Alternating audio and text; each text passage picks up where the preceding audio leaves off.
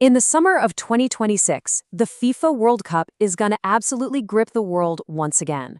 It's one of those rare events that literally pauses daily life, demanding our collective attention.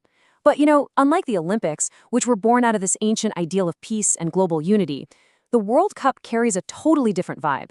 When these teams step onto the pitch, as we'll explore in this explainer, nations are really fighting for prestige.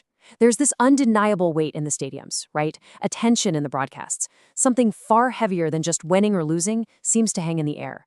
It's a competition that borders on something much darker and, honestly, a lot more primal. To really understand this atmosphere, we have to look back a bit, because football has actually always lived uncomfortably close to war. Back in 1945, the brilliant writer George Orwell wrote an essay called The Sporting Spirit. And in it, he observed the fierce, almost tribal nature of international sport. He famously called it war minus the shooting. It's a chillingly accurate observation, isn't it? When nations face off, armed not with actual artillery, but with tactics, pride, and their national colors, while the underlying human instincts on display are pretty striking. Section 1. The Shadow of World War. So this connection between sport and conflict, it's not just some clever metaphor. Sometimes the literal shadow of actual war silences the global game completely. I mean, think about it. The tournaments of 1942 and 1946, they simply don't exist. They were entirely erased from history, just canceled by the absolute devastation of the Second World War. The stadium sat empty, and the global stage went totally dark. For a full 12 years, the beautiful game had to yield to the grim reality of global destruction. And this massive gaping hole in our history really proves the stark connection between the pitch and the battlefield. Because when true war begins, that war minus the shooting simply has to stop. Section 2. A plea for peace.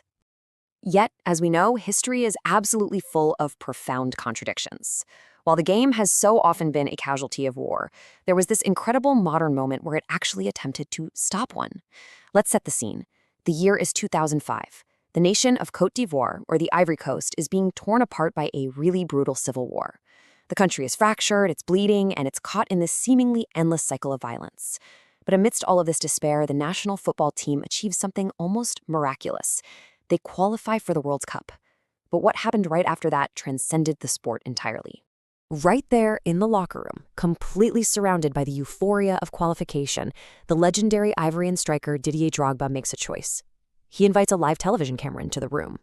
And he doesn't just celebrate. Instead, he drops to his knees right before the lens, looking directly into the homes of his deeply divided countrymen. With the massive prestige of this victory right behind him, he desperately begs his people to lay down their weapons. He asks for forgiveness, for unity, and for an immediate end to the bloodshed. And the result of that single, televised plea? A ceasefire followed soon after. It's a moment totally cemented in legend. The violence actually paused. The guns were lowered. The sheer, real-world power of just a few spoken words, delivered with heavy, honest intent, somehow managed to pull an entire nation back from the brink. Section 3. Rousing the Armada.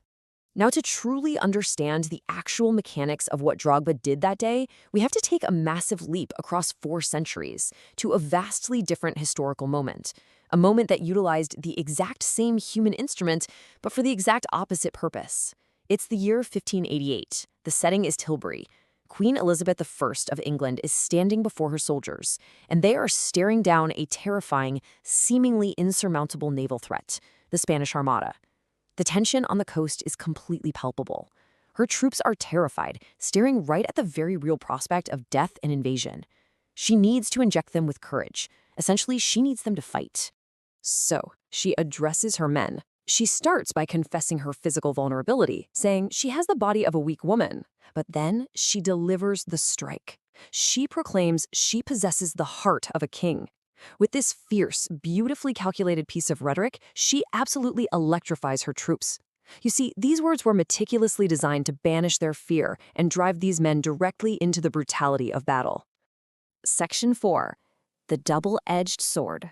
Which brings us right to the central philosophical insight of our explainer today. On the left, we have Didier Drogba in 2005, a literal kneeling plea from a football player to lay down weapons and stop a war. And on the right, Queen Elizabeth I in 1588, a rousing, regal speech to take up arms and start a battle. Two completely isolated moments, right? They're separated by oceans and hundreds of years, and yet they are inextricably linked by the exact mechanism they employed. It brilliantly illustrates a terrifying but kind of beautiful reality. The exact same instrument is being turned in completely opposite directions. That shared instrument is rhetoric. By definition, it's the art of effective or persuasive speaking. But as these two historical events quietly reveal to us, language itself is entirely neutral. It has a dual nature. It's really just a vessel. A single speech crafted with enough passion and intent holds the power to push humanity into the absolute darkest depths of war or to pull us out of it and back into the light of peace. So the crucial point we really must take away from all this is simply this. Language is a weapon. It's this invisible blade that we basically wield every single day. George Orwell saw it clearly in the tribalism of the stadium. Queen Elizabeth used it to forge an empire. And Didier Drogba? Well, he used it to silence the guns of a civil war. Which leaves us with a final lingering thought to chew on. If words actually possess the power to start wars and to end them, how will you wield the sword of language?